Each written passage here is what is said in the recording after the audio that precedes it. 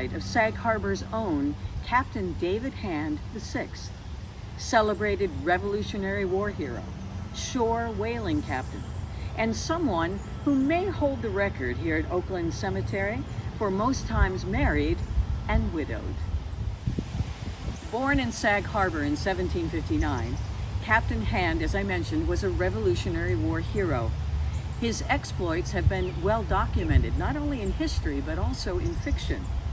Captain Hand became a prisoner of war 5 times before the age of 20, earning him the nickname Slippery Dave for his numerous escapes from various British prison ships. It is said he was so charismatic that in the book, The Leather Stocking Tales, author James Fenimore Cooper based his Natty Bumppo character on Captain Hand. That charisma apparently wasn't lost on a number of local girls. When Captain David Hand died at the age of 81 in 1840, he had already buried 5 wives. Yes, Captain Hand had a total of 5 wives, and he outlived them all.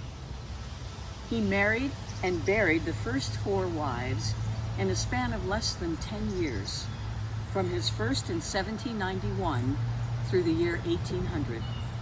All 4 were under the age of 30. Susanna Stewart Hand, her sister Mary Stewart Hand, Hannah Miller Hand, and Charlotte Havens Hand. Wife number 5, his last, was Hannah Sayre Hand, who died in 1835 at the ripe old age of 69. Captain Hand was supposedly looking for wife number 6 when he died in 1840, 5 years after his last wife. He was 81. He and all of his 5 wives are buried together. Captain Hand and each of his wives lived in a tiny cottage on Church Street, across from the new Boulevard townhouses. The Hand House is one of the oldest in Sag Harbor. Originally built in Southampton in 1732, it was moved to Sagaponack 20 years later in 1752, and later moved to Sag Harbor. Now they all reside side by side, marked by identical sandstone headstones, with the exception of wife number 5, Hannah, and Captain Hand himself. Each of them has a white marble rectangular stone. Hannah's is next to wife number 4, the captain on the opposite end, next to wife number 1.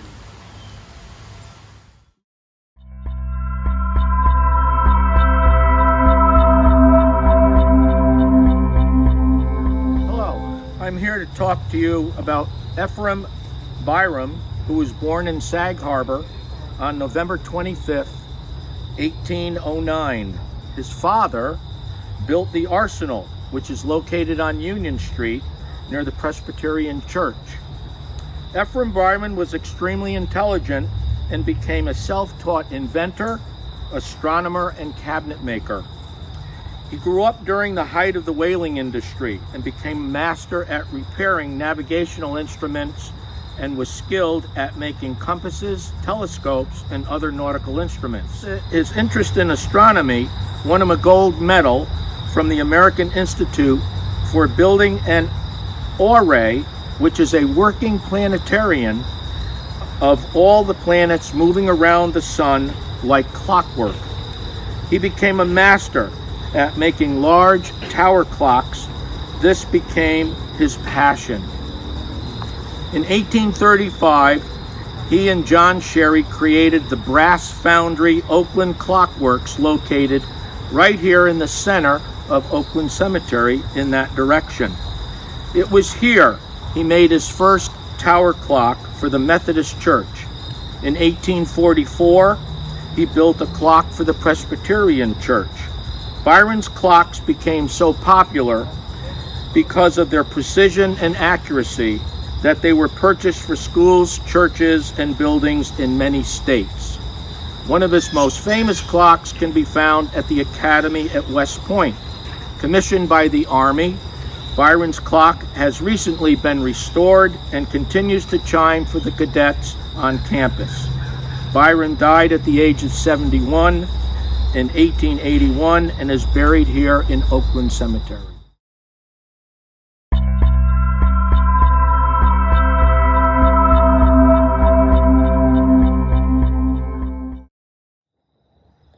Hello, I'm Bethany Dearman, and I'm here to talk a little bit about Joseph Fays.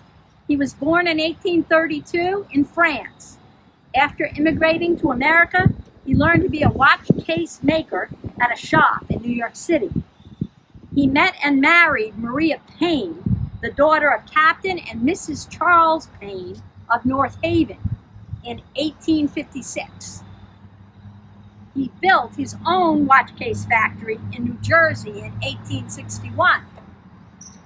During this time, he, his wife, and children loved visiting her parents and spent many summers here in North Haven. Here in Sag Harbor, a cotton mill factory burned down, and a village committee was formed in 1880 to solve the problem of the abandoned property. They persuaded Joseph Fays to move his factory from New Jersey to here. The new factory was completed in 1882, and the smelting of silver and gold began. Between 1886 and 1888, many European immigrants were recruited by the Fays factory directly from Ellis Island onto steamer ships, which took them right here to Sag Harbor. About 50 new homes were built to accommodate all the new workers and their families. Mr. Fays even had a recreation room and a gym built in the factory for his employees to use during any off-duty hours.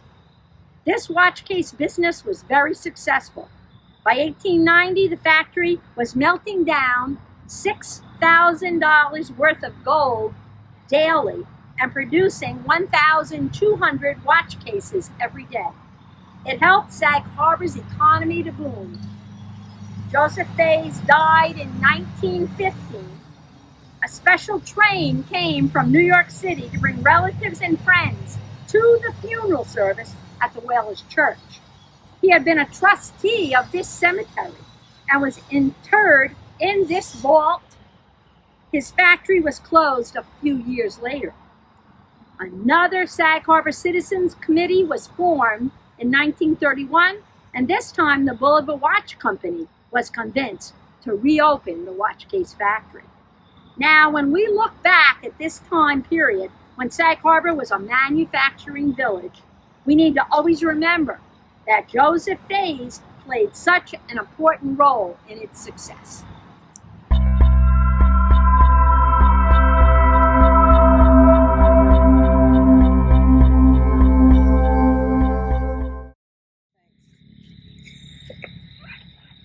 Sag Harbor's philosopher, Prentice Mulford. Prentice Mulford was one of the earliest pioneers of the New Thought teaching. He was born in Sag Harbor in 1834. He was described as the strangest of men. He envisioned the airplane and radio and prophesied mental telepathy and practiced it. At age 22, Prentice sailed to California. In Jamestown, California, he was a gold miner, cook, school teacher, lecturer, and observer of human nature, but made his fortune not from gold, but by his interesting and imaginative articles and stories. He was a fixture in San Francisco literary circles with the likes of Mark Twain, Hart, and the Bohemian set in the 1860s. He wrote dozens of humorous short stories. In 1865, he became interested in mental and spiritual phenomena and lived in an old whaleboat cruising San Francisco Bay. After returning from a trip abroad, Prentice Mulford lived for the next 17 years as a hermit in the swamps of Passaic, New Jersey. It was there he wrote some of his finest works on mental, spiritual laws, including the White Cross Library, dealing in the topic of thought currents and how to use them. Prentice Mulford's wisdom was a reflection nourished by his contact with nature.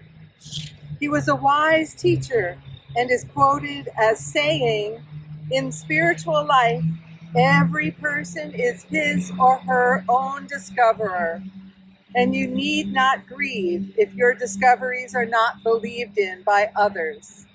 It is your business to push on, find more, and increase your own individual happiness."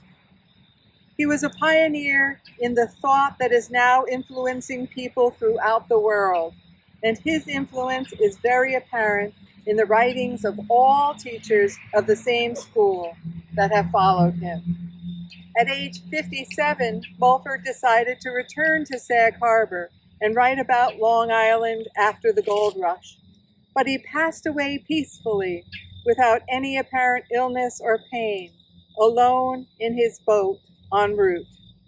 After 30 years in an unmarked grave, Mulford's body was taken here to Oakland Cemetery in Sag Harbor, where a large stone was placed on his grave with these words, "Thoughts are things."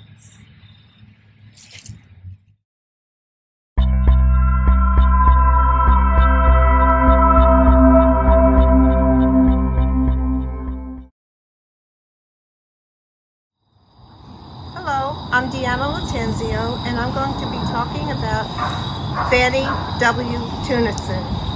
One of Sag Harbor's most determined and courageous women was Fanny W. Tunison. Born without the use of her arms and her legs, Fanny's positive spirit enabled her to live a productive life. At a very young age, Fanny was able to play with her toys and to turn the pages of her little books using her tongue. When she was a little bit older, her mother was quite shocked to see that Annie was able to thread the buttons by use of her mouth, lips, and tongue. While living at 14 Hampton Street in Sag Harbor, Fanny's father, who was a carpenter, built her a special chair with a workbench. This chair is now on display at the Sag Harbor Historical Society. By using her mouth, tongue, and lips, Fanny learned to sew, cut paper flowers, write, draw, paint, and do needlepoint. The work that she created was quite beautiful, and she was able to earn a living, and finally she was able to support her entire family by selling her works of art at fairs, and she also did readings, and she also did fortune telling. She even learned to play a xylophone-like instrument by holding the mallet in her mouth and manipulating the mallet with her tongue. By focusing on what she could do and by demonstrating great perseverance, Fanny lived a happy, productive life for over 70 years. Her final resting place is here in Oakland Cemetery in Sag Harbor.